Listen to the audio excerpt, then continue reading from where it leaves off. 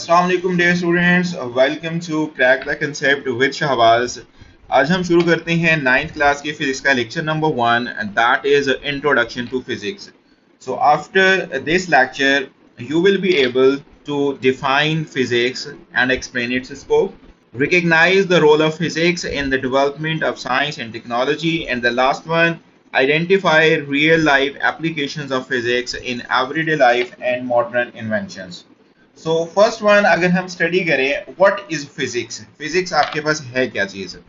So physics is the science that studies matter, energy and how they interact with each other. I mean किस तरह से हम matter को energy में या एनर्जी को मैटर में कन्वर्ट कर सकते हैं, या डिफरेंट फॉर्म्स ऑफ एनर्जी को डिफरेंट फॉर्म्स ऑफ एनर्जी में किस तरह से कन्वर्ट कर सकते हैं। Also, it explains how and why things move, work or stay still in the world around us. ये सारी चीजें हम लोग जो है वो फिजिक्स के अंदर स्टडी करेंगे। तो अगर हम बात करें हम फिजिक्स क्यों स्टडी करते हैं, so why we study physics. We study physics to understand how the world around us works. Also, it helps us to learn why things move, fall, fly or float. ये सारी की सारी जो जितने भी प्रिंसिपल्स इस पे अप्लाई होते हैं वो फिजिक्स के प्रिंसिपल्स हैं। फिजिक्स इन चीज़ों को एक्सप्लेन करती है कि ये सारे के सारे फिनोमिना किस वजह से हो रहे हैं।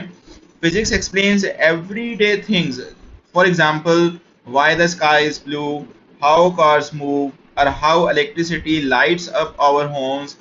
Also, it helps to us to create a new technology and solve real life problems. ये सारी के सारी जो आपके पास हैं वो फिजिक्स की वजह से ही हैं।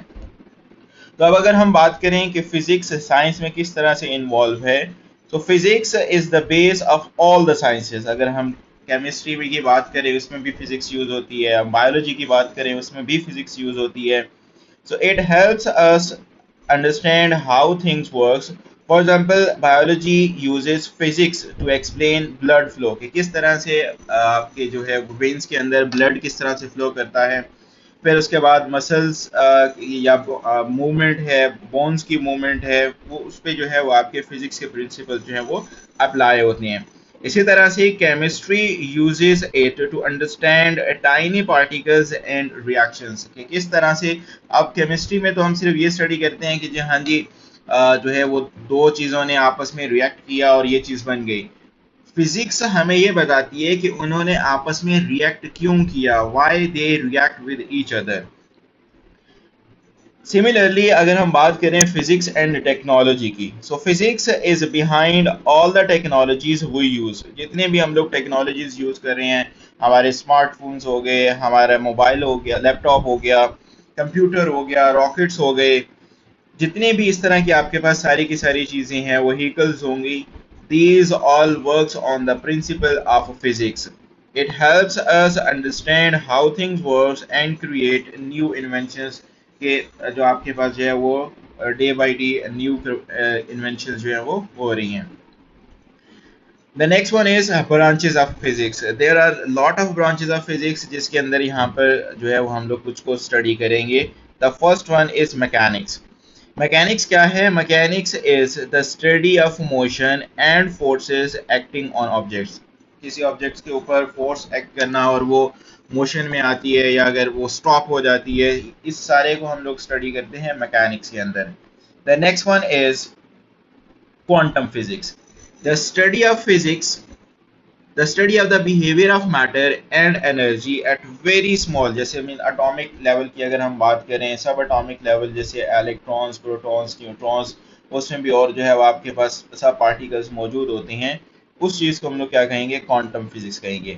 The next one is optics. Optics is basically the study of light and how it behaves and interacts with matter.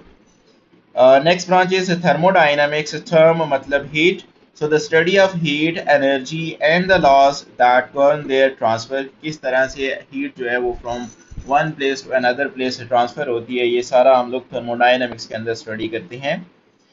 Next branch is oscillations and waves, that is the study of repetitive motion and how energy moves through vibrations and waves.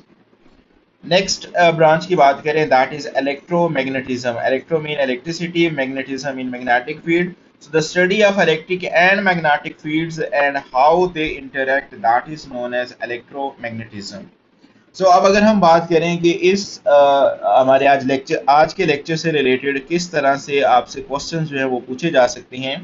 First question की अगर हम बात करें, that is what is physics, explain it's scope. इसका answer बनेगा हमारे पास, physics is the branch of science that deals with the study of matter, energy, and the relationship between them. Also, it explains the natural phenomena around us and helps us understand how and why things happen. Also, चूंकि उसने question में कहा था कि इसकी scope भी बतानी है आपने, so the scope of the physics is very wide. It covers everything from the tiniest particles, जो सबसे smallest particle है वो, inside the atoms to the vast universe, पूरी यूनिवर्स को स्टडी करना वो हमारे पास फिजिक्स की जो है वो इसके अंदर इन्वॉल्व है।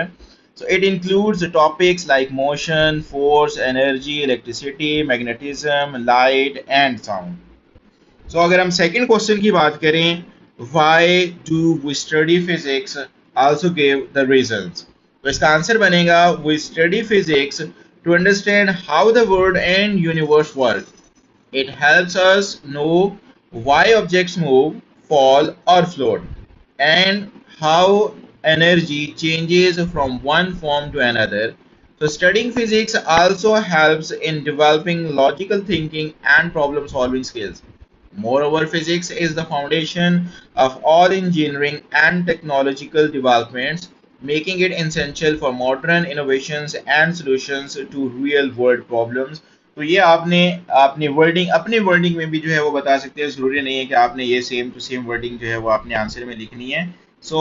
Make it in your on words. The next question जो कि आपसे इन टॉपिक से रिलेटेड पूछा जा सकता है, how is physics related to other sciences. जैसे भी हमने अभी बात की पीछे कि फिजिक्स जो है वो बायोलॉजी में भी इन्वॉल्व है, फिजिक्स जो है वो केमिस्ट्री में भी इन्वॉल्व है। आपसे क्वेश्चन जो है वो ये पूछा जा सकता है कि अदर साइंसेस में किस तरह से फिजिक्स इन्वॉल्व है।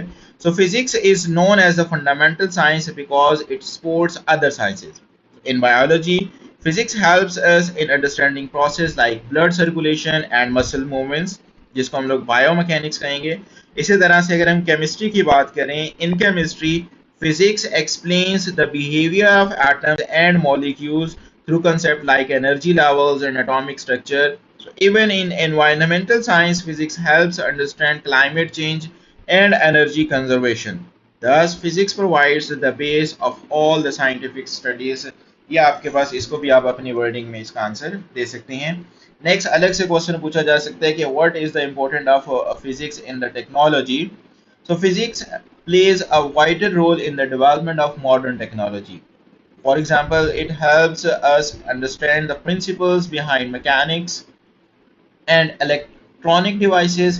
Technologies like mobile phones, computers, satellites, and medical equipments जैसे कि MRI हो गया, X-rays हो गया, based on the laws of the physics, ये जो devices बनाई गई हैं, ये जो machines बनाई गई हैं, ये physics के principles पर जो है वो बनाई गई हैं।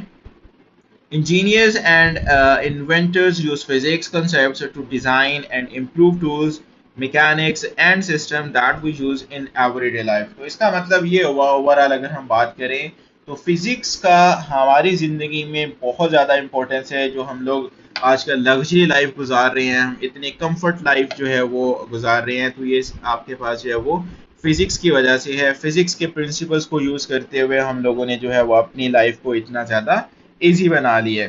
Thanks for watching, also subscribe the channel. मिलते हैं इंशाल्लाह नेक्स्ट लेक्चर में, तब तक के लिए अल्लाह हाफिज।